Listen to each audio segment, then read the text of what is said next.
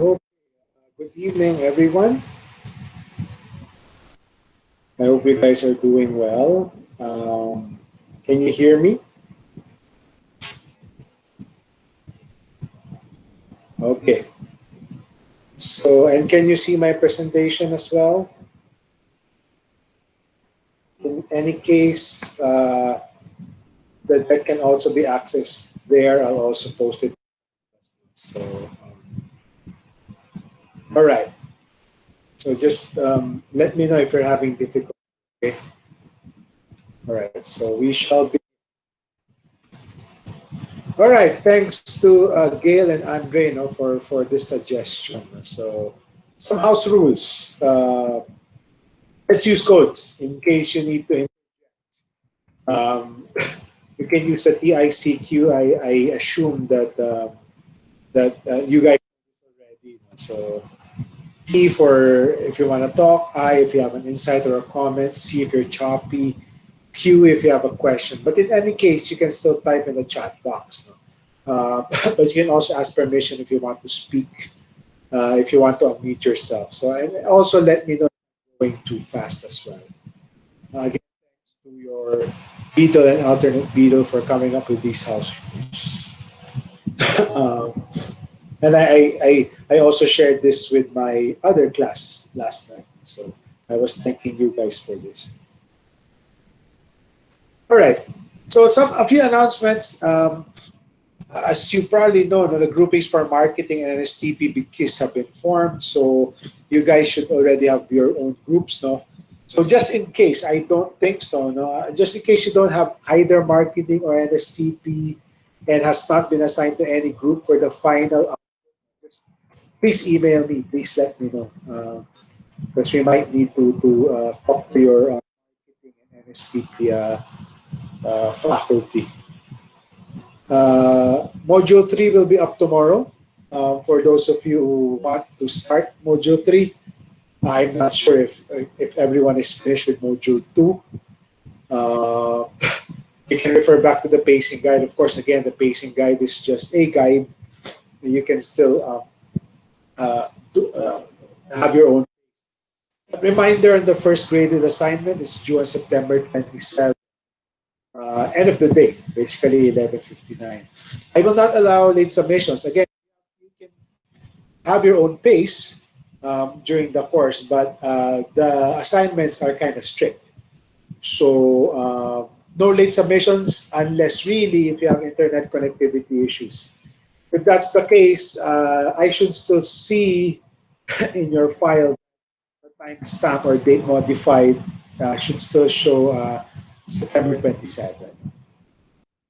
I'll also close the discussion boards in Module 1 at the end of September.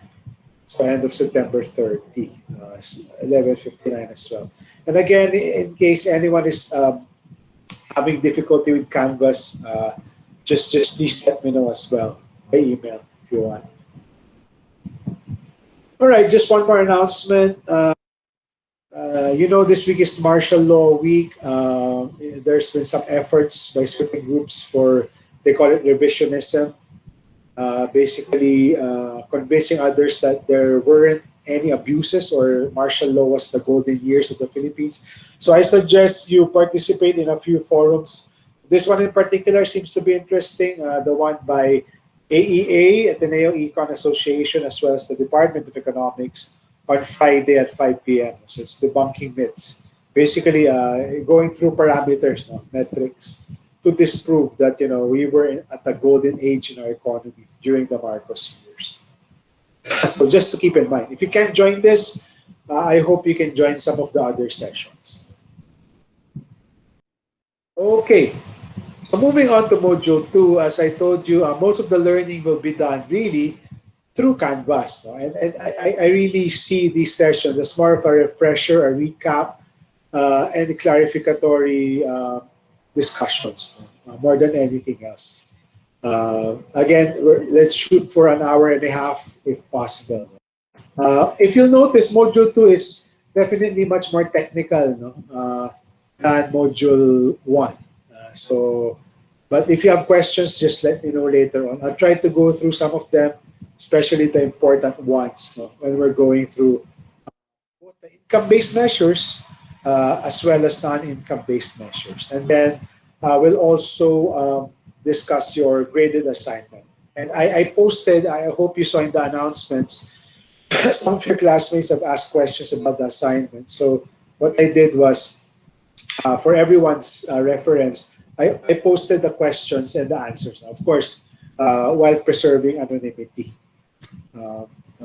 Just in case you have similar questions. So, all right. So again, we'll go through the two major parts, income-based as well as non-income-based measures.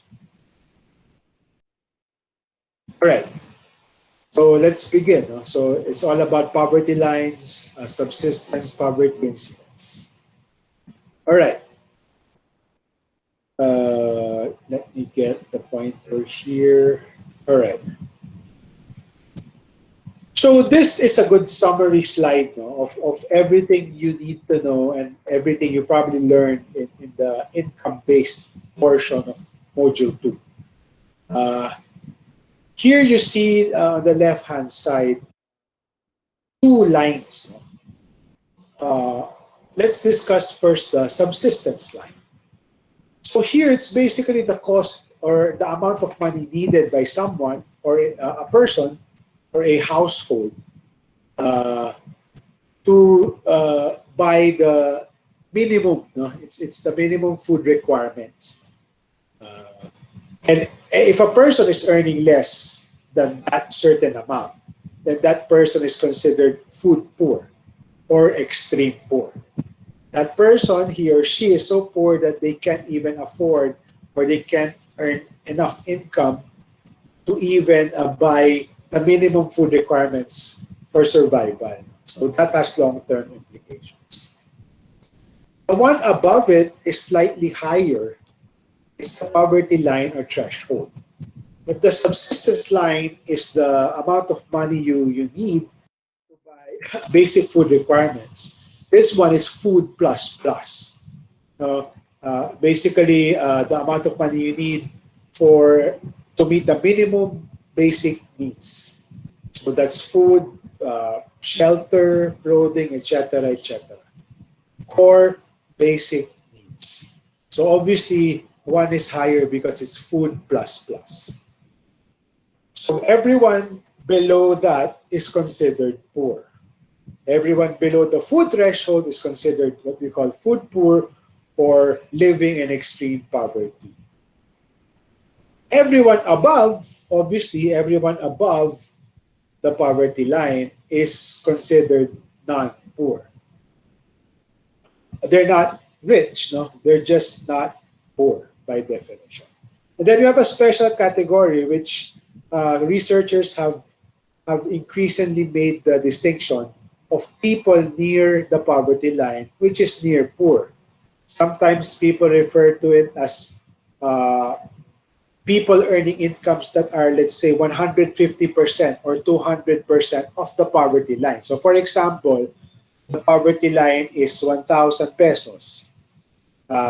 You can consider the near poor population as those earning 1,500 and below, if it's 150%. So that's simple math. Usually governments consider those earning 150% or 200% of the poverty line as near poor. So if it's 1,000, those people earning below 1,500 or 2,000, just to give an example. So moving on, in terms of percentages, basically when you see in literature poverty, incidence, ratio, headcount, they're pretty much all the same. They're just the percentage of the poor people divided by the total population. So it's the percent of people, a proportion. So let's say 2 out of 10 to simplify things. That's 2%. That's your poverty incidence. Official poverty statistics in the Philippines, it's denoted by incidence. So it's poverty incidence. Subsistence incidence is basically the percent of those who are living, who have incomes below the food threshold or the subsistence. line. So proportions, same deal. No? It's the percentage, proportion of food poor to the total population divided by the total population. And magnitude is just the number. So, for example, the recent statistics is poverty incidence is 16.1%. That's the poverty incidence. That's the percent. I think it's millions of people. I don't have the exact figure, but when you say magnitude, it's like 4 or 5 million people, or let's say 1 million households, something like that. All right, I'll just continue. If I don't see any questions in the chat box, I'll just continue. But feel free to stop me at any, especially if you have clarificatory questions. Later on, I'll give time for some interactive discussions. And I'll ask you some questions later on to make it more interactive, less boring.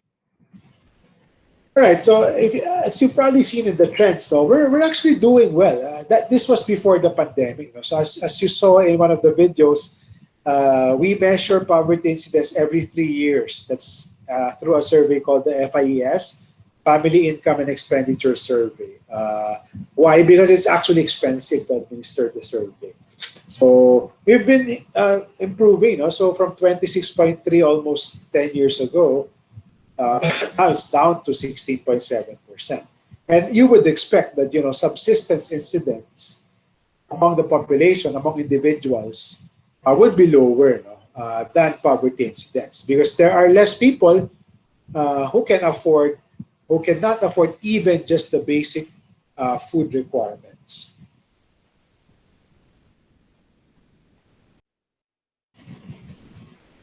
All right, now I want to ask you guys something, just as an icebreaker. What do you think? Use the chat box, and then maybe one of you can speak later on. Which one is higher? The answer is the same for both questions. Which one is higher? Is it the incidence, poverty incidence among individuals or among families?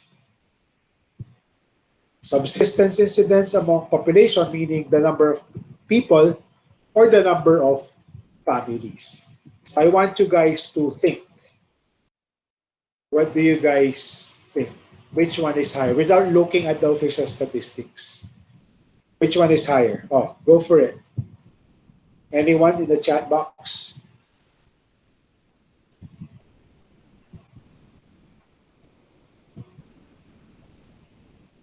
No takers?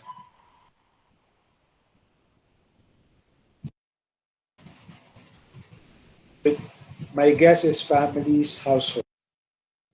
Higher? Okay. Individuals. Okay.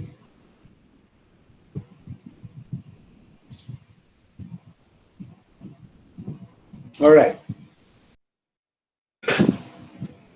It's individuals, actually. Poverty incidence among population or individuals is actually higher. It's actually basic math. Here, there is an important connection.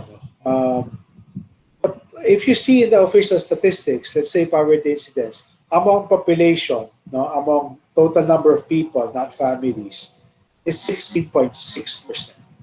And among families, it's 12.1%. So why? It's because by observation, and this is true not just in the Philippines, in most developing countries, lower income populations usually have larger family sizes. So, for example, if now you're counting poor number of poor families, um, it's much lower because, for example, if a poor family who has 10 people in the household, 8 kids and a couple, that's counted as one. Then if you have a non-poor household with 5 members, that's counted as one. So automatically, you reduce the number of poor households because they are larger. It's basic math. It's mathematics. And later on in Module 4, when we talk about population and demography, this will be an important topic because sometimes, I mean, unfortunately, it's the poor people usually that actually have more mouths to feed. And that's actually quite unfortunate. It's quite difficult. So we'll study that more in a module. All right. So going back to the lines, I'm not sure if this was included in Canvas or in the FIES video. Just wanted to show you the different estimates, poverty line threshold. So for poverty, if a person is earning, has income of at least 2,145 per person per month, they're already not poor. That's per month, not per week or per day. And that's roughly 25,000 plus per year. Or if you want to multiply, basically the poverty line for a family is just multiply the poverty line per person times the number of family members. So for a family of five, the minimum cost for them not to be considered poor is 10,727 or 128,724 per year.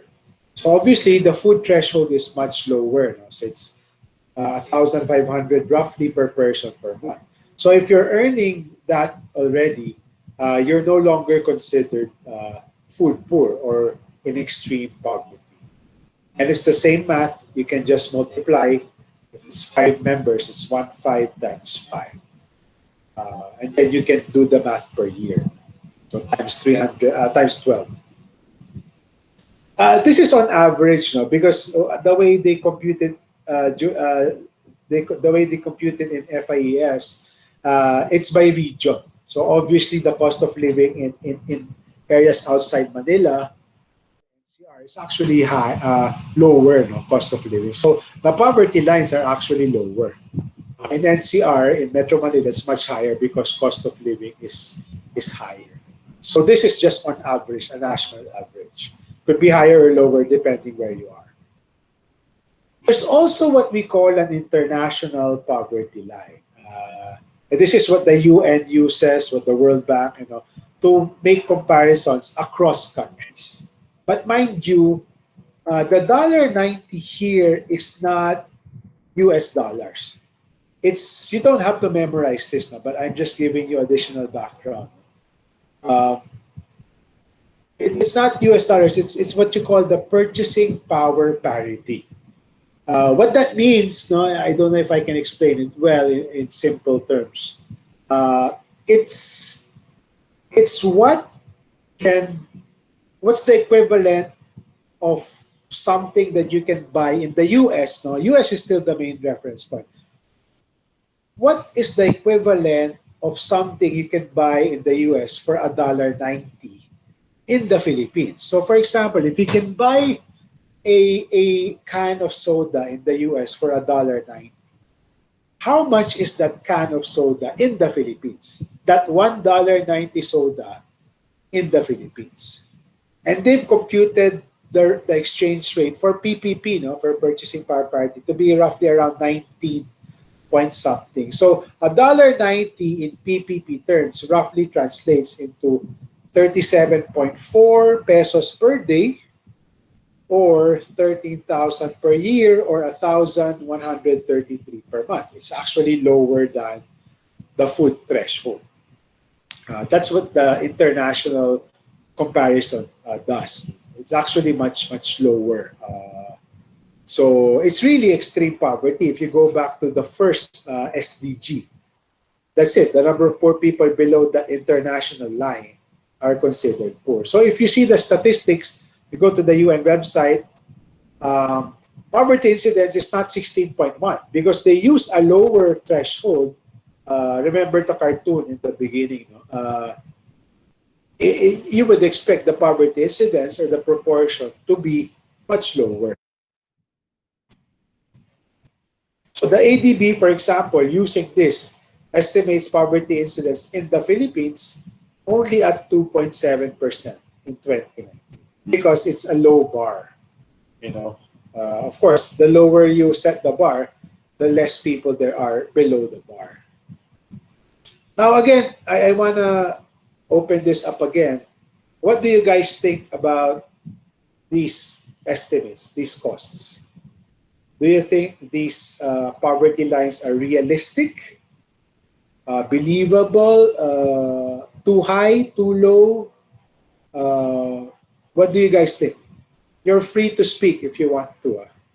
You can unmute yourself, or you can just indicate in the chat box. What do you guys think? What do you guys think about these poverty lines? Are they believable? It's too low. Okay. Do I hear someone saying it's actually high? It's too low. Okay. Can I call? I mean, it's voluntary. Either Jericho, Jeffrey, or Melissa to elaborate. Why do you think it's low? Anyone? Anyone from that group?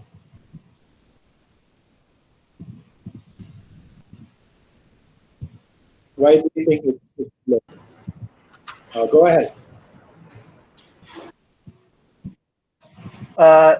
Sir, just looking at yung first bullet point pa lang, yung poverty line threshold in 2018, na you're saying that a person on average spends 2,145 pesos a month.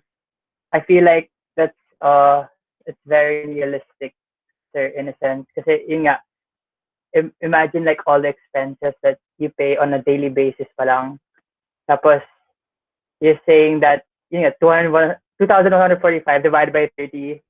I can't math right now, pero, pero that's very unrealistic, sir, in my eyes, sir. Thanks for that. No? And that's a common reaction. No? When people get to know that these are the poverty lines, they say, what? And I'm sure that your allowances, yung mga baon ninyo, they're probably worth more than, obviously they're worth more than 2,000 per month. Maybe for some of you, that's your baon for a week or 2 weeks. So it's actually low. But is there basis? That's the question. Now, I'll answer that. It is low. I myself would say that it's low. But is it credible? Is there basis for it? I'll discuss that when we discuss how they are actually estimated or constructed. So again, as you've seen in the video, the main data source really is the FIES every 3 years. There's two, again, diba? There's the food line and there's the plus. No? So there's two components. The food component of, think of it as a basket of things that you need. So it's basically the government or official statistical agencies measuring a basket of goods that a person will need, and then they cost it out. The food portion of that basket is actually estimated directly. What do I mean by indirectly? I'll go to that in a while. So when you say the food line is estimated directly, they actually come out with menus. They actually come up with menus that actually satisfy the minimum nutritional requirements as stipulated by the responsible government agency. It's called the FNRI, the Food and Nutrition Research Institute. So what they do is they come out with different menus. Just as an aside, again, I told you guys I did JVP after I came back. I worked for government. There's this agency called National Anti-Poverty Commission. I was a member of an interagency group called Technical Committee on Poverty Statistics, basically discussing all of these things that I'm teaching.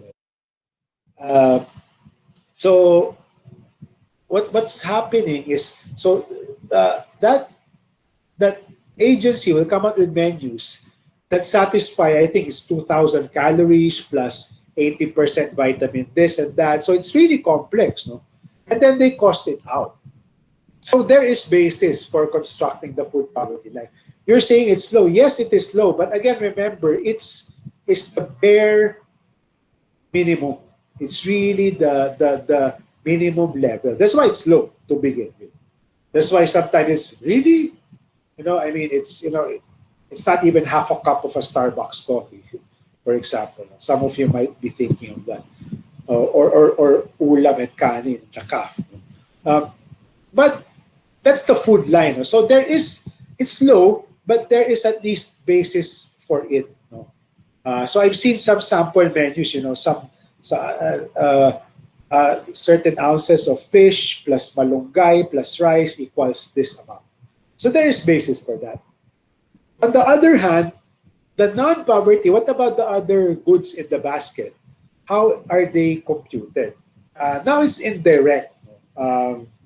Because it's hard to list down all the things you will need to be considered not poor because that varies a lot. Uh, so what they do is they now see what is the ratio of food consumption to the total consumption of people. Because remember, the survey of FIES, it also asks them, what do you spend your money on? Expenditure. So what they do is they examine the lowest 30%, no? Observe what are their expenditure patterns, consumption patterns. And usually when you're poor, what happens is the percent of your food expenditure is higher as a percent of your total expenditure. So for example, if I only have, let's say, 1,000 pesos per month, most likely 90% of that 1,000 pesos goes to food, di ba? Because it's so small, you will first address your basic need, which is food. For some people who say, no, I'd rather just play games or drink alcohol, but that's being sarcastic. No? But for example, that's 90%, for example, for a very poor person. But if you're very rich, you're earning, let's say, 100,000 a month or 200,000 a month, your food expenditure of that 200,000 is not 90%. It's just going to be lower in percentage terms, no, than that of a poor person. So for example, no, they observe what is the ratio of food spending to the total spending of a poor household or a low income person. And that's how they derive the non-food component. So uh, if it's a ratio of 2:3, two-thirds, no, and the one-third is the non-food component, then do the math. No? If the food line is 5,000, then if you do the math, 5,000 divided by X is your poverty threshold, it should be the same ratio as the food ratio to the total spending. Did you guys get that? It's a bit technical, but it's simple. No? It's basically examining how much on average the poor spend on food as a percent of their total spending. And that remaining one-third, if it's two-thirds, so that remaining one-third is your non-food component. Sorry, I made a mistake. I'll correct that. Uh, Non-food component. Sorry. Let me just go back and present. Sorry. Uh, Sorry for that. All right. Let me present my screen again. All right. So I corrected it now. No? It's actually the non-food, not non-poverty.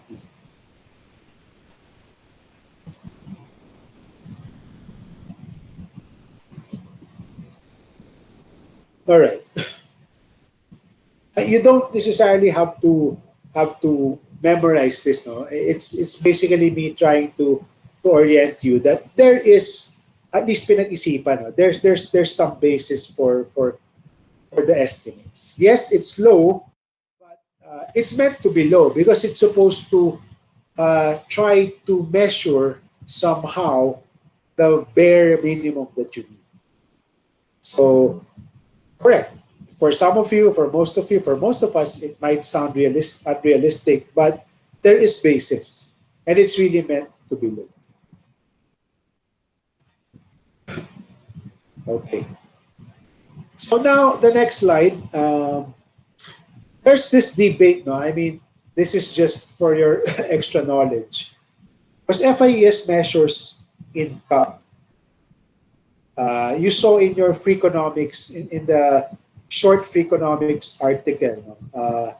There's a debate in development circles. Do we measure poverty in terms of what a person earns or what a person consumes?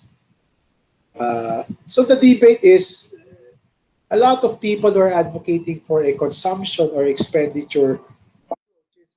You know, income is seasonal. You know, many people, especially in the urban areas, they earn a fixed income per month. But what about the rural areas? No, sometimes income is seasonal. So that's not really a good predictor of their capacity to meet their own basic needs. So that's why people are saying, no, it's actually better if it's consumption based. We now go to a concept called consumption smoothing. I'm not sure if I actually included this in the Canvas course. No? What this basically saying, look at the chart on the right. No? Income can actually can vary.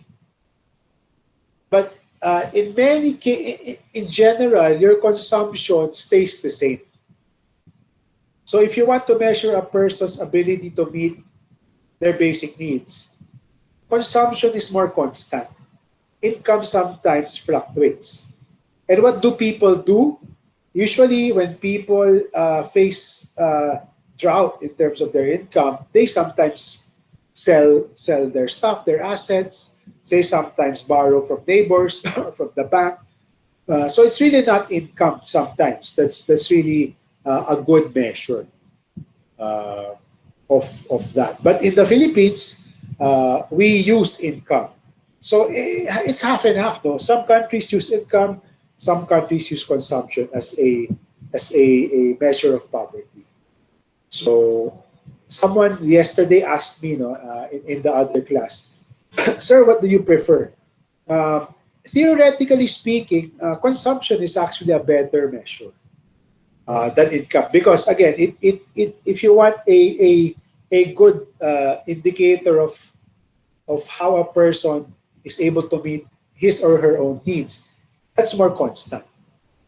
And mind you, no, the FIES, it's not a survey that they do every day in 1 year. They only go to one household, to the households that they survey, twice a year. Sometime in the first half, sometime in the second half, to ask them what their income and expenditures are. So it's basically points in time. So what if I'm a surveyor, I'm an enumerator, I go to the household, I interview them when their income is low, but then next month their income will go high. So it's understated, it's underreported. So that's the problem with income. But still, income is still, at least it's still a reference point. Uh, in case you're wondering, what I prefer. A lot of development practitioners actually prefer consumption. But there are also some disadvantages. It's actually sometimes harder to measure as well. So I won't go into that anymore. I wanted for you guys to realize another important point. And one more point on poverty incidents. You've probably seen this in the news. No? Self-rated poverty, it's popularized by SWS, social weather stations. It's usually higher, no, because of self-reporting. No, if you compare, no, usually it's in the higher 40s, no, mid 40s or late or high 30s. No? It's not as rigorous as the FIES, where they construct poverty lines and then compute. This one is basically asking you, do you consider yourself poor or not in your perception? So it's more subjective. There are no computations. Um, that's why it's higher. Because some people, even though technically they're not really poor, they sometimes compare themselves with their neighbors. So, I mean, I only have one car. My neighbor has two cars, so I feel I'm poor. So I will consider myself poor. So sometimes, even if people are not really poor, uh, they declare themselves as poor. That's why it's almost half. No? Almost one out of two Filipinos say they're poor. No? Because it's really just up to you. It's self-declaration. Usually, this, if you see it, it fluctuates. No, it goes up, goes down. No? There's no clear trajectory. It usually follows national trends. No, it's high usually when in the news there's bad news. There's a pandemic. There's the volcano eruption. There's a financial crisis. It's usually high. But when there's good news all over the place in the news, it's usually down. Or when it's the season for or for remittances, for example, or Christmas time, then it's usually down. So it fluctuates. And this, the good thing here is, you might be asking, so what's the point of this? It's actually good for the government or for development practitioners because it's good to measure the pulse. It's good to see how people are doing at certain points in time, what their perceptions are. It's good to check. It's a pulse check, basically.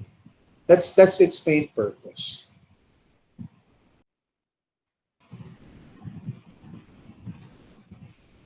All right. So far, now we go to the sister or cousin of poverty, which is inequality. And the most popular measure of inequality is what we call the Gini coefficient. The one on the left, again, as I told you last time, Lawrence curve. Don't sweat the math if you don't want to. But if you want to geek out over the math, go ahead. And it's not really that difficult. It's basic geometry, actually. Uh, the Gini coefficient is derived from the Lorentz curve. It actually measures this income distribution. So all you have to know is, you don't have to know the math. Just know that the measure is from 0 to 1. 0 means there's perfect equality. Everyone has the same income. Me and my neighbor, we have the same income. And that doesn't exist. No society has 0. To 1, which is most unequal.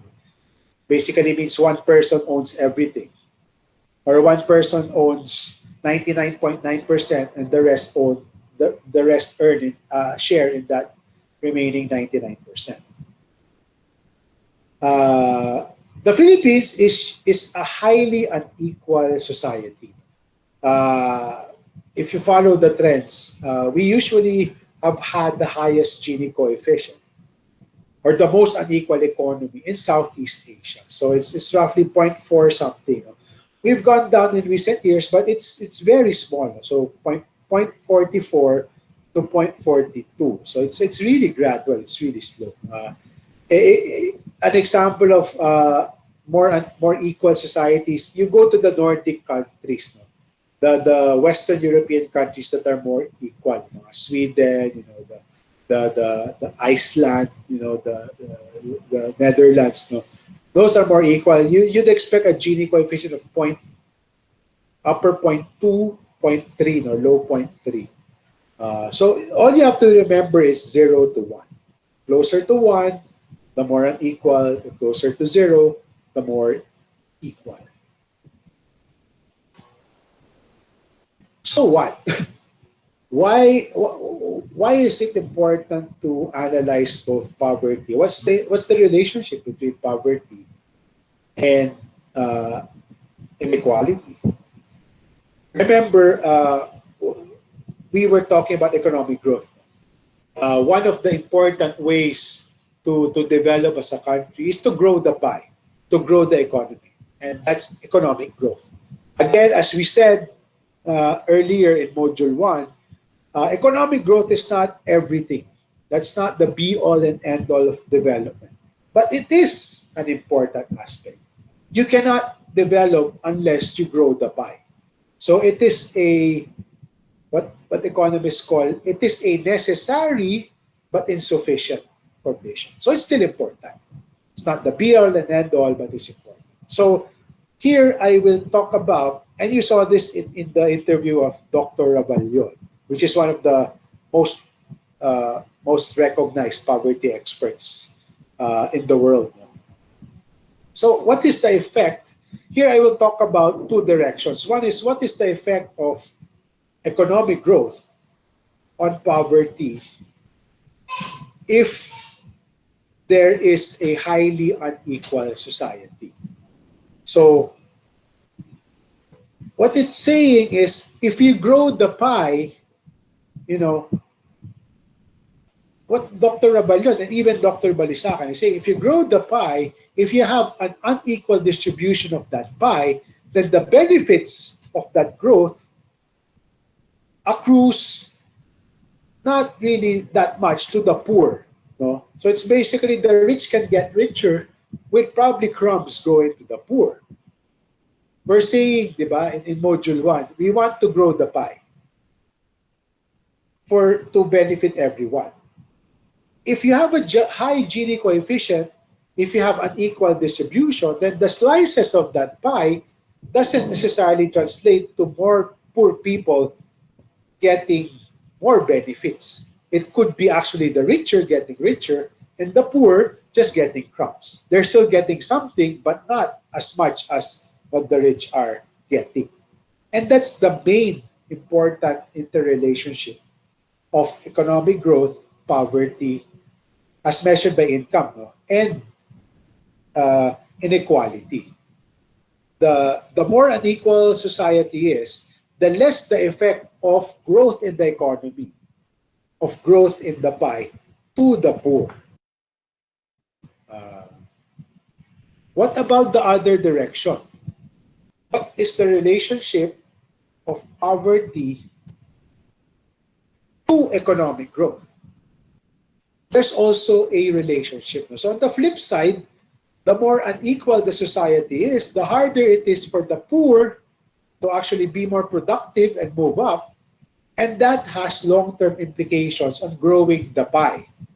As you see in Module 3, you'll need productive citizens, highly educated citizens, to grow the pie even more. So if you have a lot of poor people who are undernourished, who can't meet their basic needs, who are not educated well, you would expect economic growth to be lower, not higher, because more people are not able to actually contribute to that economic growth. Please let me know, no, if you have questions. So there's also a connection on the other side. So the more unequal societies, the harder it is for the poor to move up. It will have a minimizing effect to economic growth. So the point here is, if you really want growth, economic activity to translate into greater poverty reduction, the challenge is, how do you make society more equal?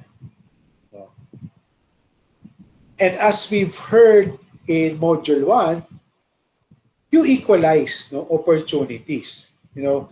Opportunities to be educated well, opportunities to have to meet your basic needs, so that they can, have a good chance at earning or at landing good jobs and earning more. We're not advocating for an equal society in terms of outcomes. Outcomes meaning everyone has the same amount of money, regardless of their effort. That's communism. We don't want that, We want it also merit-based. No? You level the playing field. You give everyone the same opportunity to be educated, to find a good job. And then it's up to them, no? Based on their hard work. Maybe some people will earn more money because of their hard work. Some people will earn less money. We don't want to equalize the final outcome, the incomes. No, we want to equalize the path leading to that. Because if you want to equalize the money that they would have, their wealth, that's communism, and we don't want that. We want to equalize opportunities, not necessarily outcomes. That's communism, and that's bad because people won't have an incentive to work because the government will just give the same amount of money to everyone. So why will I work hard? That disincentivizes hard work and what we call meritocracy. My question to you guys now, and feel free to speak up, and if you want to include in the chat box a discussion. In your perspective, how do we make society more equal? How do you minimize the Gini coefficient? Equal in terms of opportunities, not necessarily the final outcome. Any takers? How do you do that? Just some thoughts. I don't expect you guys to know to be familiar with all the government programs or theories yet. Any takers? Just your top of your head. Feel free, no? There are no right or wrong answers. What do you think? Education. Oh, Gail, what do you think, Gail? Can you please elaborate? Sir, I think Right. that we can't really give out job opportunities if hindi talaga kaya ng tao to do that kind of job or they don't have the basic skill set to do the job. So I feel like more opportunities for education or developing education at least for public, it will be like a good step towards making society more equal. Okay, I agree. Thanks for that, Gail. Anyone else?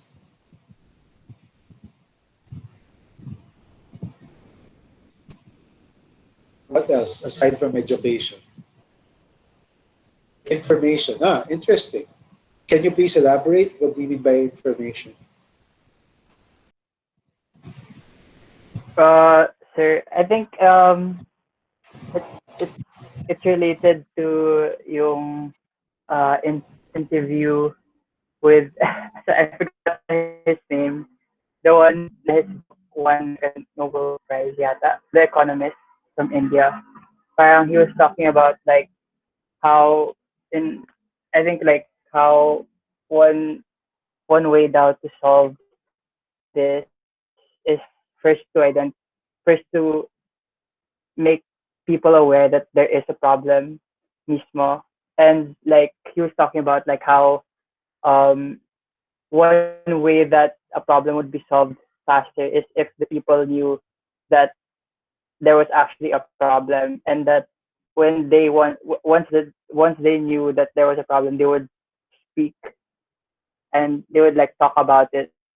Tapos then that would try and that would possibly show as an incentive for like the political leaders to solve that problem in a sense, to use it as uh, a way to get votes through making that making solutions to solve the problem part of their platform. But I'm not really sure if that's like seen in our situation right now in the Philippine politics. So yeah. Thanks for that. No, yeah, I agree with you, and that is actually you actually underscored an important point, no, in terms of measurement, and it's really information. On the one hand, you're right, no, it's really knowing because if you don't know something, how can you act on it? So I think that's what you were referring to, and thanks for giving an introduction on Dr. Sen, Amartya Sen. I will discuss that later. But really, and that really is the point of measuring, whether it's income or non-income measures. It's knowing that's important. You guys have probably heard you're probably familiar with the program for peace, no, or the conditional cash transfer program, where They give money to households, but it's conditional. No? In return or in exchange, they would have to commit to send their kids to school. They would have to commit to send their pregnant wives to clinics and their kids to clinics if need be, no? Especially for vaccination. So this conditional. What they did was, so how do we find out, how do we find these people? Who are these people to begin with? Who will we give this money to? And that's information that you were talking about. The first step is knowing, and that's what they did. No, so they actually spent a lot of money.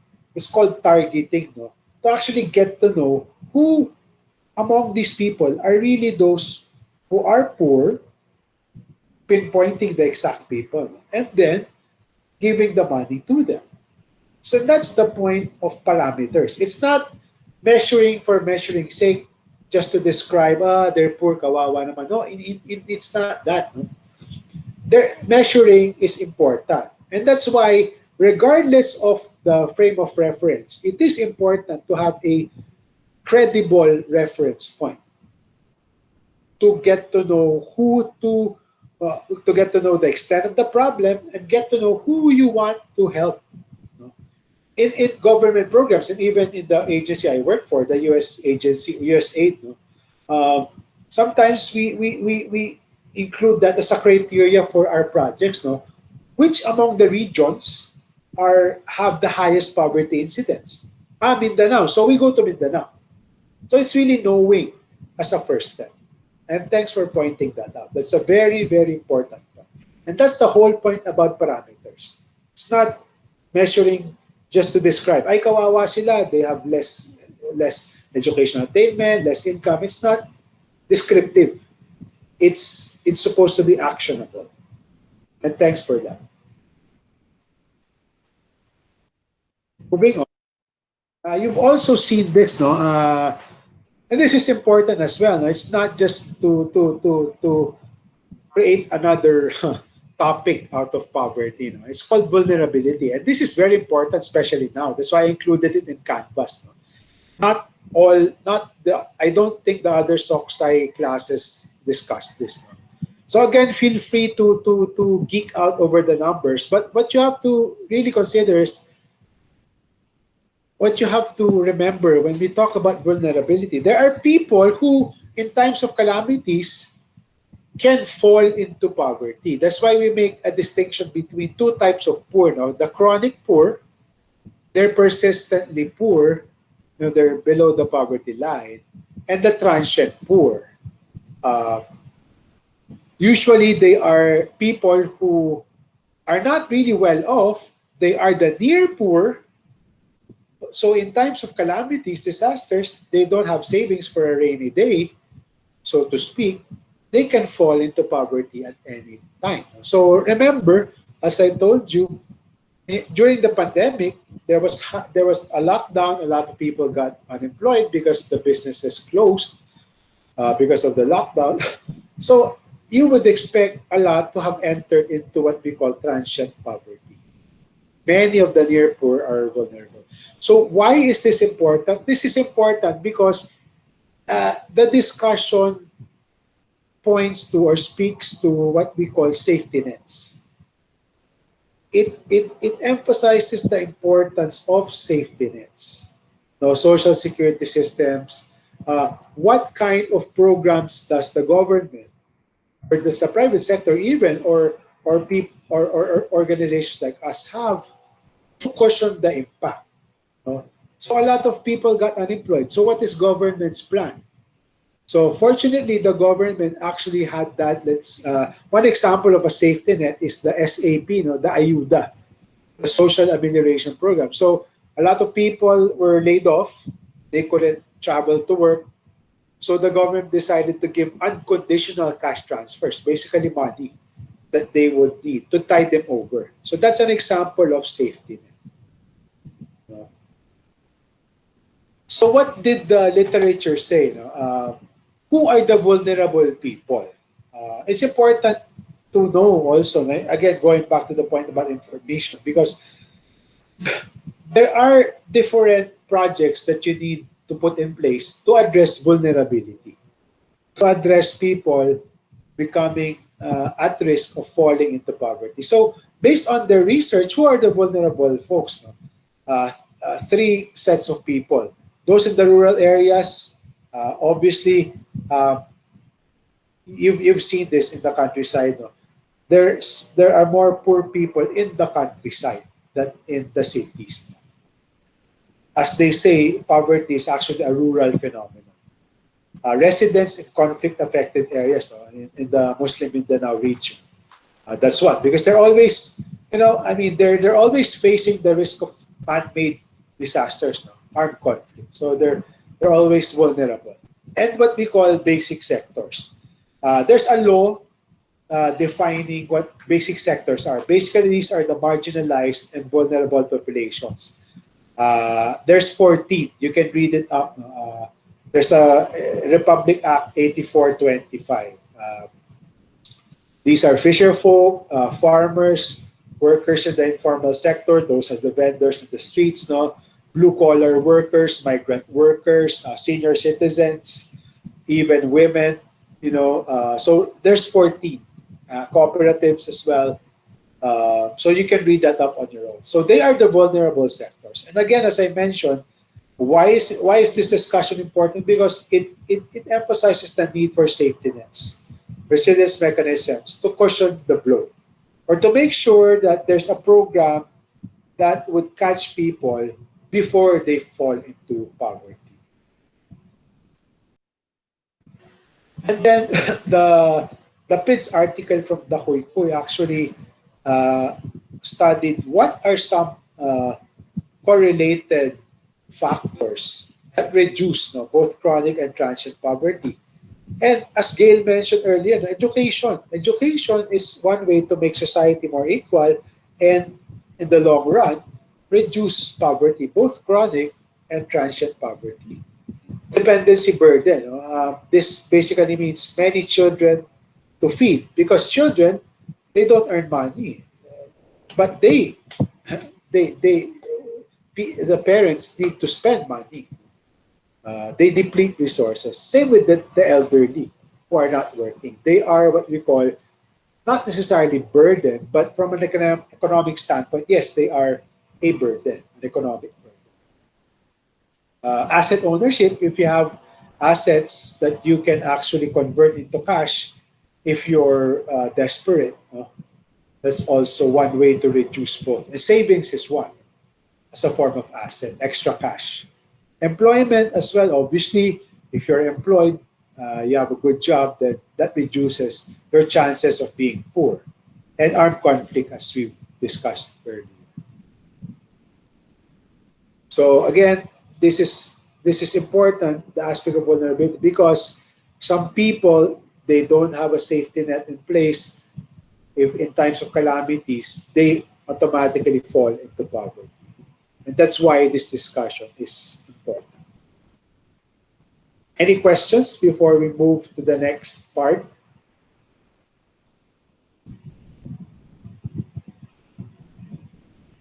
Okay, I'll just continue. All right, now we go to income measures. And in this, I mean, I like this cartoon because it's all about human development, broadly defined. And UN really is at the center of this. All right. If you've reached this far in the Canvas course, no, what the videos are basically saying in the articles is income is not enough to capture deprivation. And if you want an analogy, go back to the video on economic growth versus economic development. It's development is not just having more income. It's really being able to address all the different needs.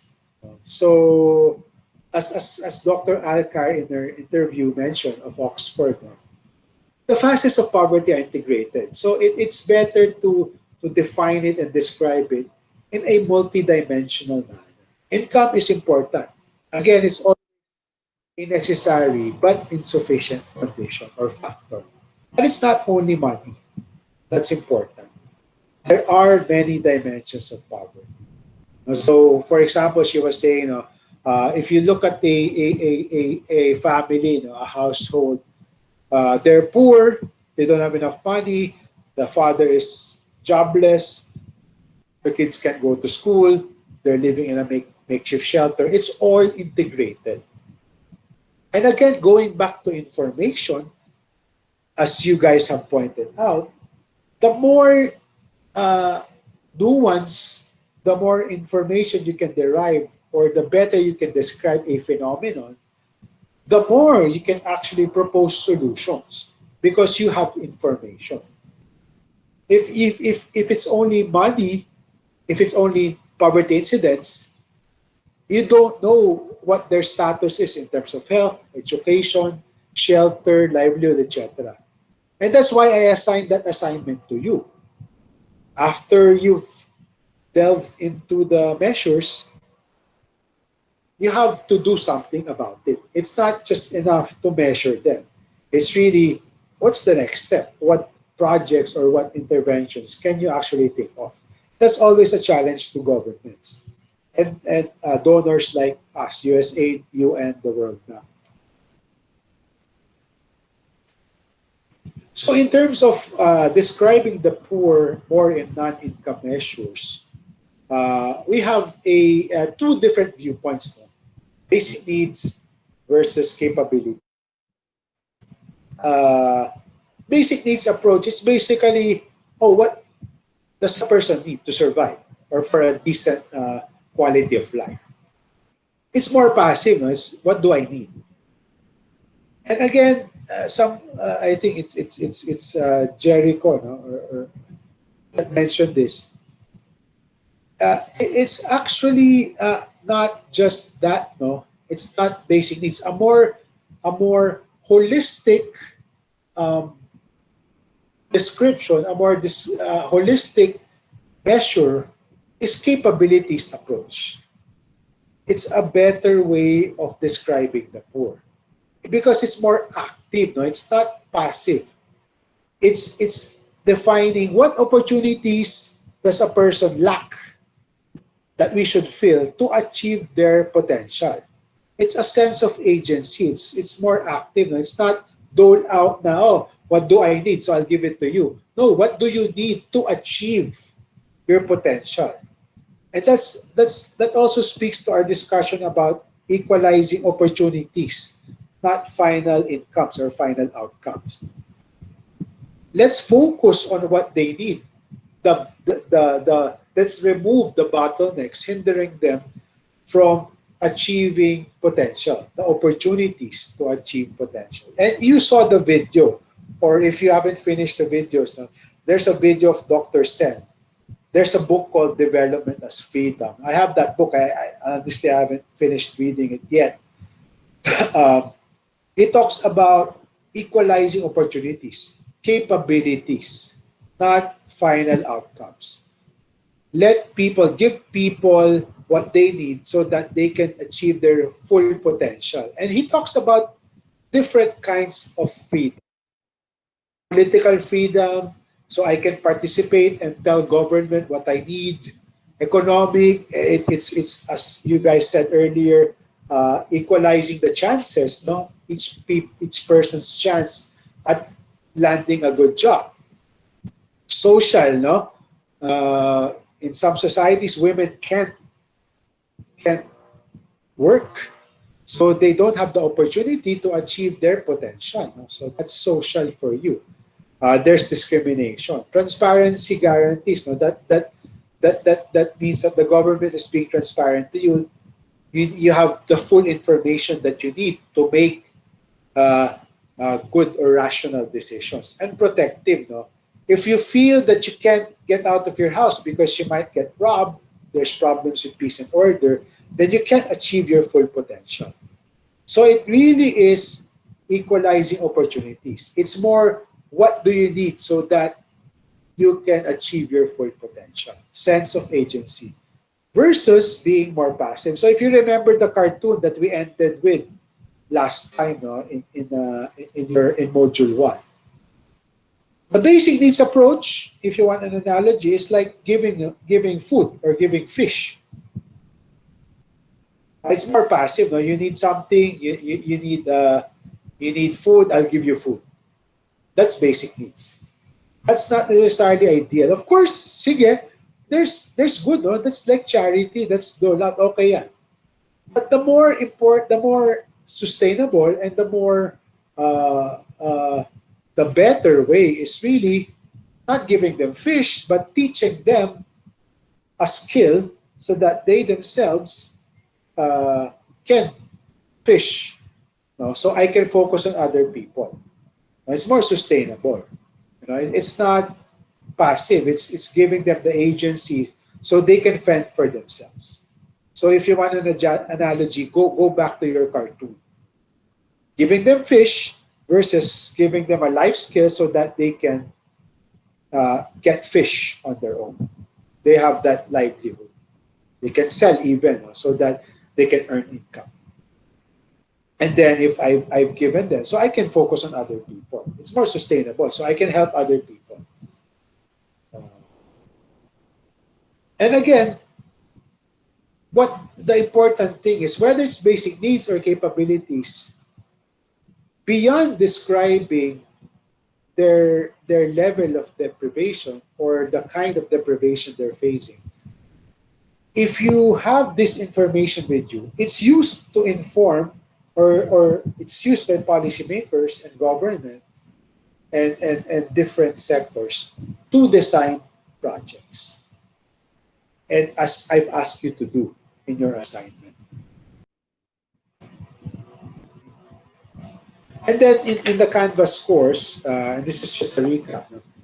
I provided some selected international measures. No? One of the most popular, because it's simple, no? It's a short list. No? One of the most popular measures before was the Human Development Index. Index is basically having a bunch of indicators, lumping them, and creating a composite score, one unified score out of so many indicators. So here, HDI has only a few dimensions. No, there's income and there's non-income. The income is that standard of living, which is the proxy or the measure for that is GNP or GNI, because gross national income is either GDP or GNI divided by the total population. Because GDP and GNP are just the country's income. So if you divide it by the total population, that's the average income that you and me have, that each person has. So that's income. Then you have two very important non-income measures, which is health and education. Health is measured by life expectancy. If you're healthy, you'd expect to live up to a certain age. And knowledge is again, going back to the capabilities approach, are the population, is majority of the population able to actually study and complete school, high school, and hopefully college? And then they gather those indicators, they convert it into one measure, which is called an index. You don't have to know how it is measured. It's quite a technical discussion. All you have to remember is this index covers both the income and non-income measure. It's broader than income. In the Philippines, if you're just curious, we're improving slowly, but we're still low, in terms of, because we rank 106th. One is the highest, so we rank 106 out of 190 plus countries. So we're still in the bottom half. But in terms of the different categories, we're what they say part of a high human development. But in terms of that category, we're somewhere again in the lower spectrum. Okay. Next is human poverty index, which, if you think about it, is it's just the flip side of HDI. It's a negative. It's the inverse. It's the negative inverse of the HDI. So it's life expectancy, but it's the negative, no? Probability of birth of not surviving to age 40. Um, Adult illiteracy rate, no? Again, it's still education, access to water, which impacts health. No, if you don't have access to potable water, your kids get diarrhea all the time. Then that has long term impacts on health. Again, proportion of the population without access to health services and malnourishment. So it's sort of similar to the HDI, but on the flip side. And there are more indicators. There are 5 indicators.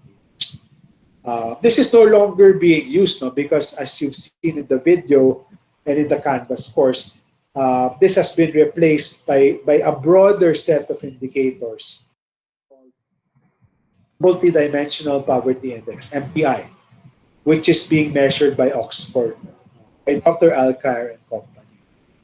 So again, same as the HDI, it measures the same dimensions, but more indicators. So health, education, and standard of living. So you have child mortality for health, you have malnutrition, you have school attendance, again, whether the kids have completed school or not, what kind of fuel they use for cooking, because that's a good indication whether they're poor or not. Sanitation, do they have toilets or not? Do they just pee and poop outside or somewhere else? Do they have potable water or just a well outside the house? Is it piped? Do they have access to electricity? What kind of housing do they have? Is it makeshift? Barong-barong ba? And what kind of assets do they have? Do they only have a cell phone and nothing else? Or do they have more, no? Like a TV, washing machine, refrigerator, etc.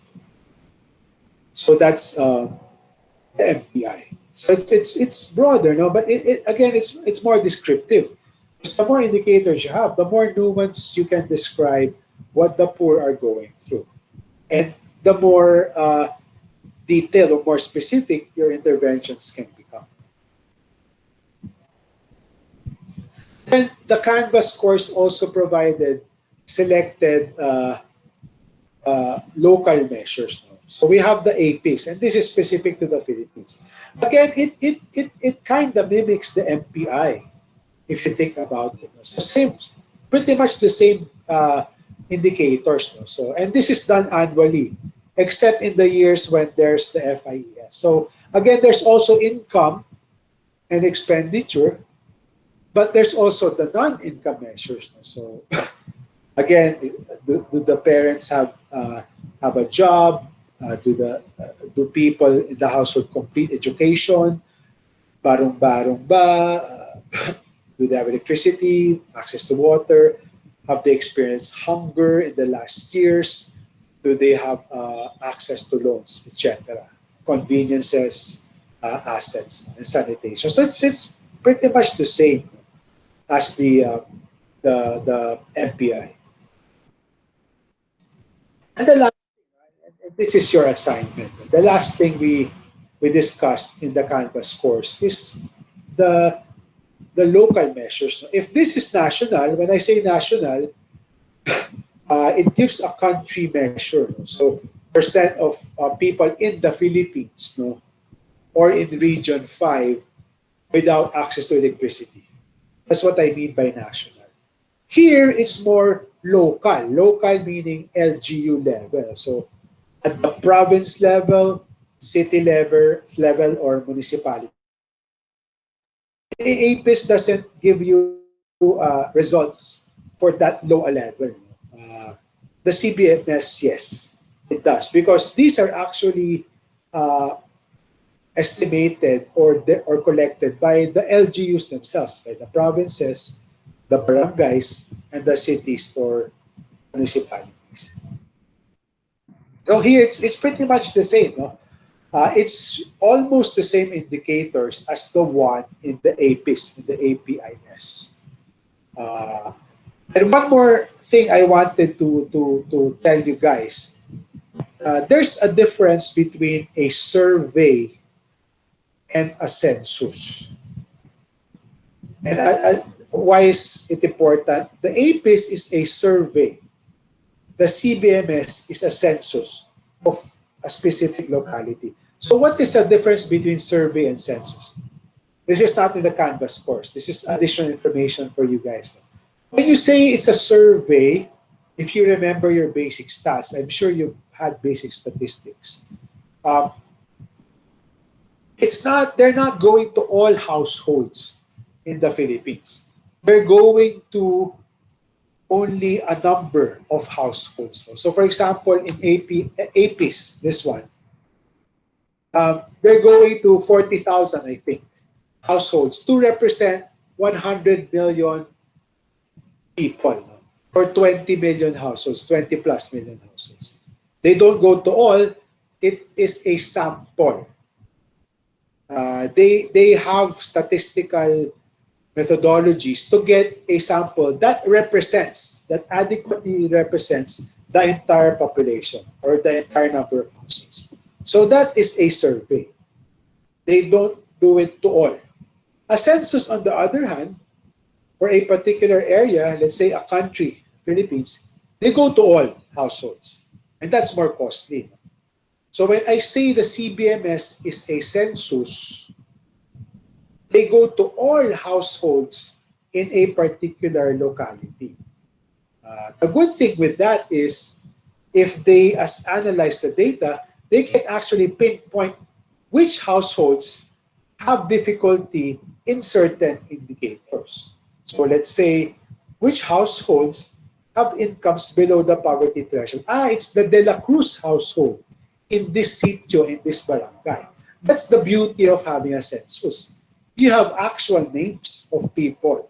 You know who are experiencing these kinds of issues. Of course, there's a privacy issue to that, no? But they have they devise ways to sort of protect the privacy of people. It's only people in the local government that has access to that data, because of course you can't publish it, no, publicly, because people will complain because nakakahiya, jahe, no? People in the Philippines, tayo mga Pinoy, we have a jahe mentality. No? Ay, nakakahiya if people find out, I don't have this or that. I don't have a proper toilet. So that's CBMS for you. It's basically mimicking the national multidimensional indicators as well as the more commonly used international indicators, just such as the MPI or the HDI. And the last thing I wanted to discuss is your assignment. And I want, again, as I told you, to the extent possible, I want all of the things we do to be applied. Your reflection, your graded assignments, your discussion boards, as applied, real life examples. No? Because I don't want us to stop at theory. I want us to actually practice. And of course, later on, when you do your group minor assignment as well as your final integrated output, you will actually have the opportunity to practice, no? or do something that's applied. That's a real example or a real experience. So just to recap, your graded assignment, which is due on September 27, 11:59 p.m. You choose, I think I selected three or four, I don't remember, but there's 3 decks now. And these are actual PowerPoint presentations presented by selected LGUs. So if you're thinking, bakit ang pangit naman ang format? Don't blame me, no? Some LGUs don't have good design people, no? That can make flashy PowerPoint presentations. So it's real, no? I just took out some slides because what I took out are slides that talked about interventions they did as a result of the data analysis. Because I don't want to preempt your thinking. I want you guys to actually think for yourselves. What could be good interventions based on what you can think of, based on good practices you've learned in Module 1, Module 2. What can you propose? So I told you, write a paper, do a summary of the poverty situation. What are the development challenges? What does the data show? And which among the indicators align with the SDGs? No? So I wanted to capture your learning for both Module 1 and Module 2. Which areas as captured by monetary and non-monetary indicators? No? Again, we talked about that. Just distinguish. No? What's the non-income measure in the CBMS indicator list and the non-monetary indicators? Which among them does the LGU have to focus and improve on? Just choose one, one PDF, one deck, not the three. And then, based on the information, again, we talked about information that you see, that you've analyzed, what initial indicators, interventions do you think the LGU have designed or should design to respond to the situation? You decide on the format. Shouldn't be more than 2 pages. Of course, reasonable margins. No? Don't give me 0.1 margins, no? in all sites. No? It's up to you, either single or double spaced, as long as you can submit in 2 pages. You must use either Times New Roman font 12, Calibri 11, or Arial 11. Doesn't matter if you use MS Word or PDF format, as long as I can open it in Word or in Adobe Acrobat or Adobe Reader. At this point, before I ask you guys if you have additional questions, I'll share with you some of the questions now and my responses. So here's one that was asked by one of your classmates. I think this was in this section, and I have the answer. I'll give you 1 minute to read the question. Then I'll go through my answer.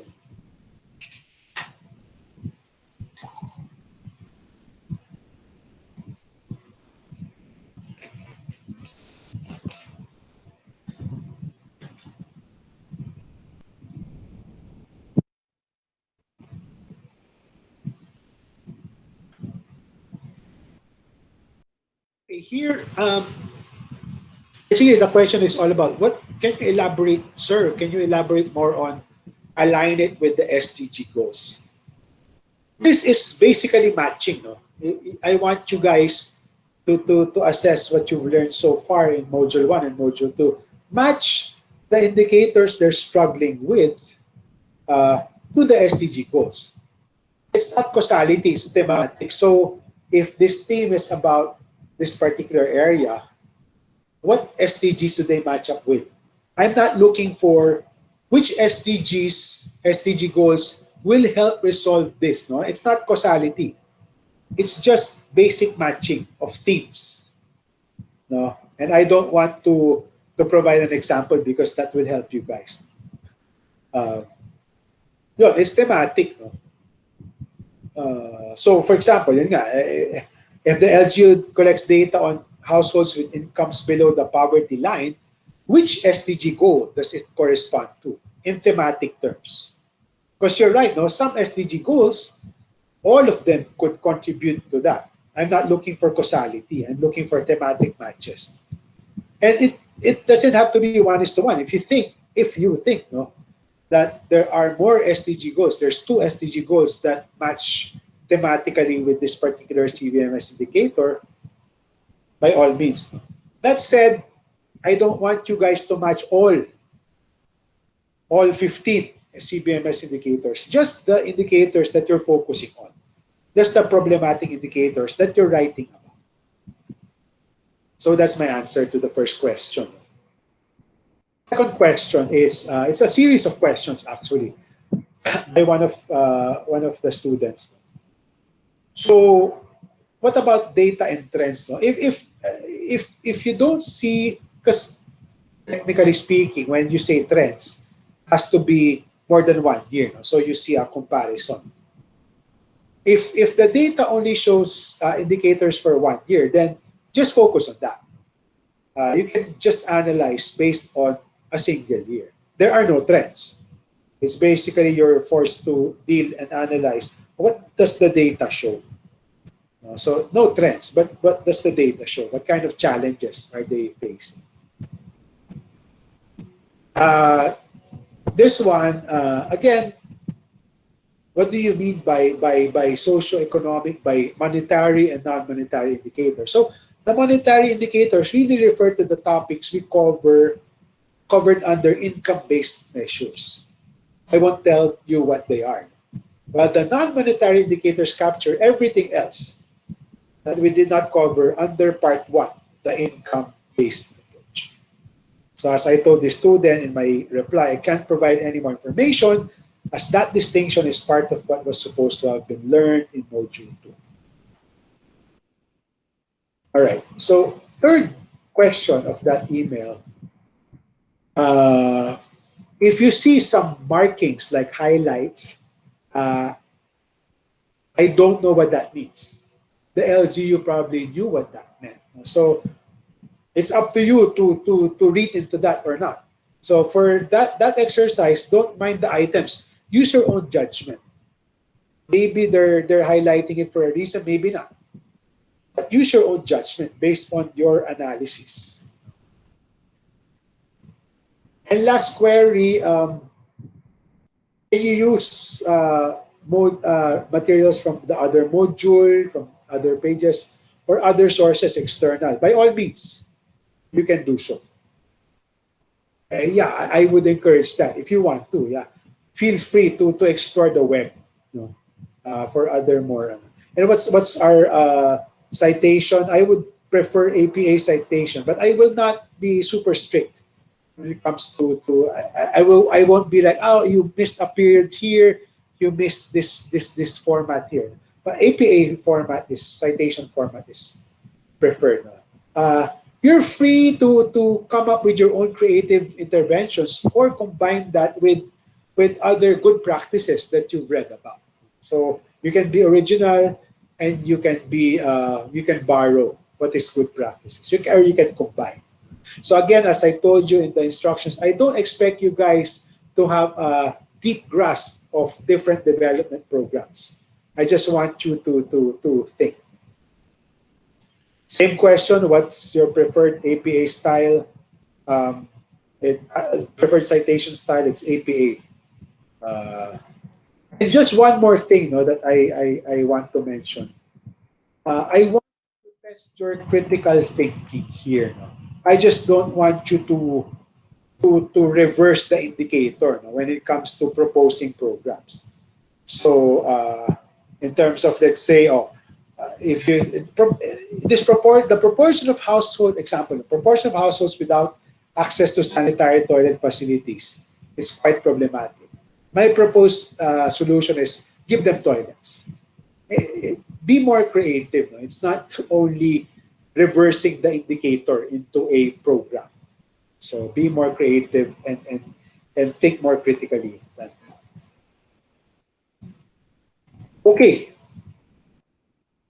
So that's that. Any questions? Again, leading up to September 27, feel free to ask me questions by email. But let's spend some time in case you guys have questions. You can unmute yourselves if you want, or ask in the chat box if you have any questions.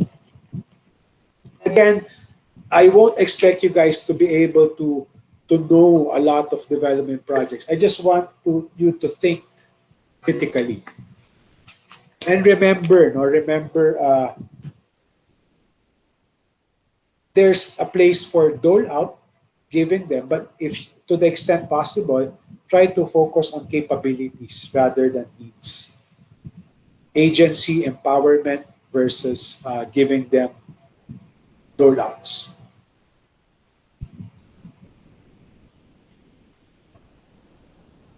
Any questions?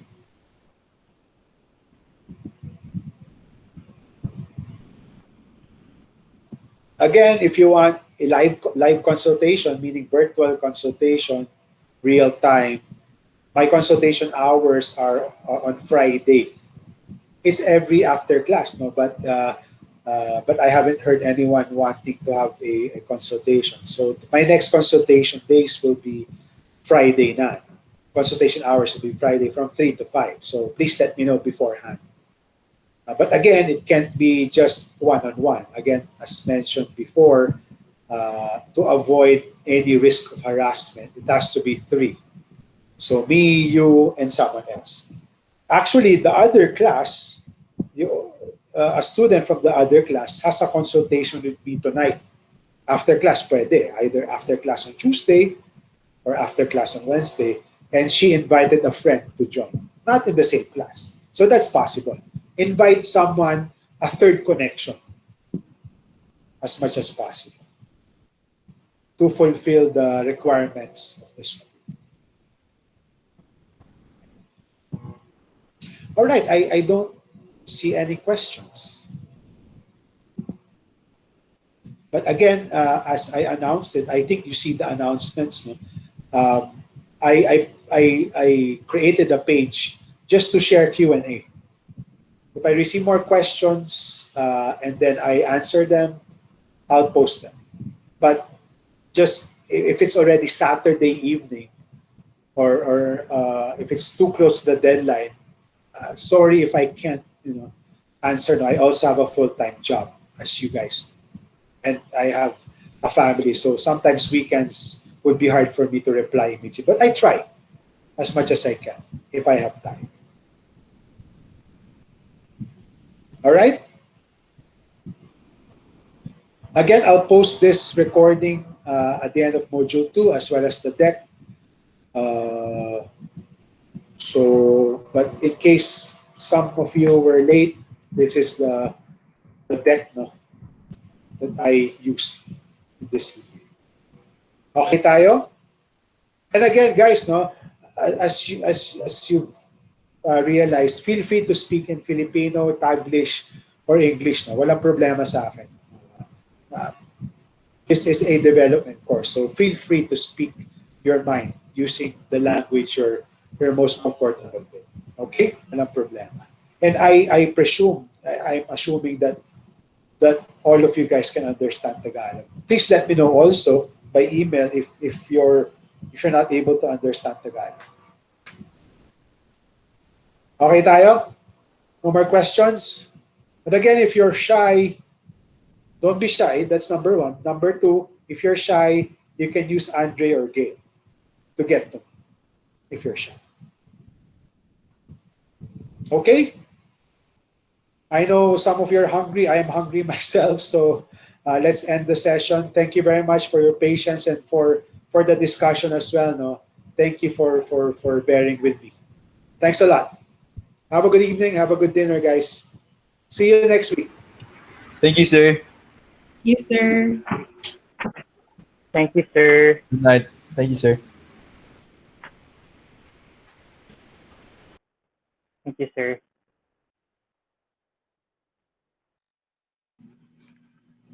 Sir, uh, would it be okay if we compiled your PowerPoint?